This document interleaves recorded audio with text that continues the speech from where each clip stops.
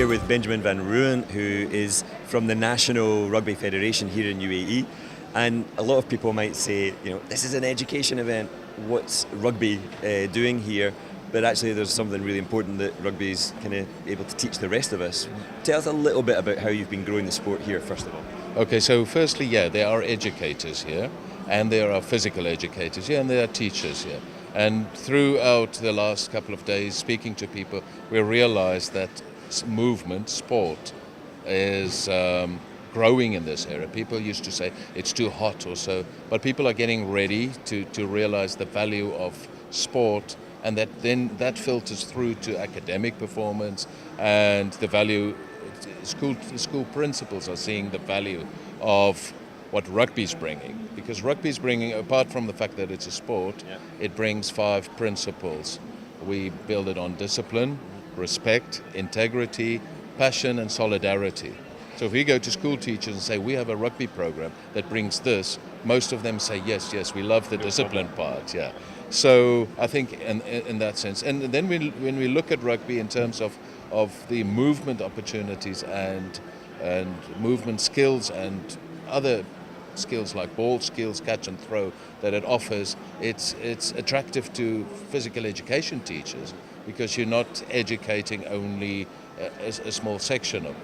And it's interesting because when you go to head teachers, those values are givens. No one's going to disagree that those are important values. But actually a key driver in your work is a type of literacy, not the usual type that we hear about, but something totally different. Yes. When we talk about physical literacy, and a lot of people don't really know, others think that we're talking about physical education. Physical literacy is, so what value does playing rugby, for instance, what does it give to the child? And then we start to tick the boxes. We realize that they run freely, they throw and catch, they run with other people running at them, so they're running so they need to look at peripheral vision, they need to look at balance, where they jump, kicking is part of it.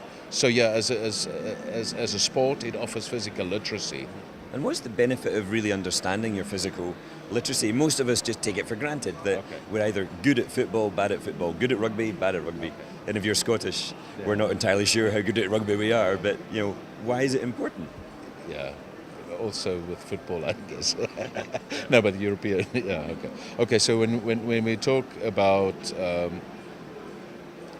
just say that question again. Well, I think for me the interesting question is really why it's so important. I think we assume that we understand it. Okay. So when we talk about literacy in general, so we're preparing children to master the use of a language, and through reading and writing, and then later on you progress through to writing essays or movie scripts or whatever. So it's exactly the same with physical literacy. So the foundation is movement.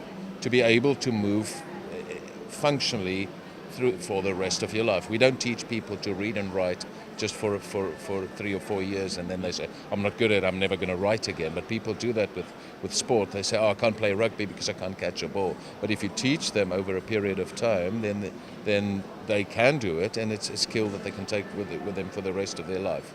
So same with knowledge as well. So you're teaching somebody something new, like you would teach in any other literacy or numeracy for that matter. And despite nearly every country saying it's got a packed curriculum, there's so much going on, you've had a lot of success here in the UAE at growing just the sheer number of youngsters playing rugby.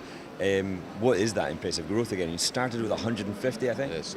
Started with 150, and year on year, exponential growth, triple figures, 150, 1,200, 3,200, 6,800. So sometimes you think, okay, this thing is getting out of control now.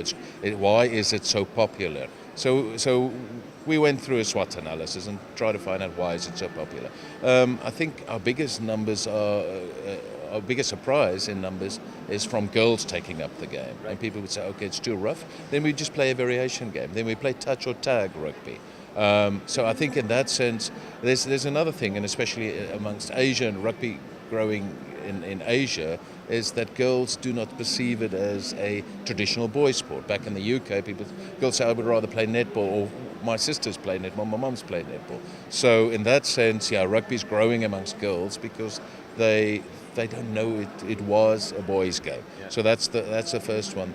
The next one is we simplify the game, because we have a lot of expat teachers who are not trained as rugby coaches.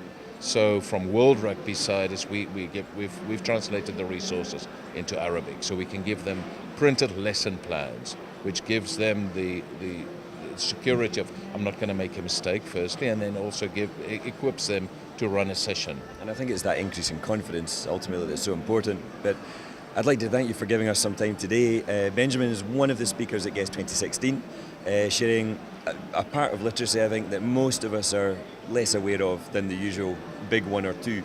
So thanks for sharing your expertise with us today.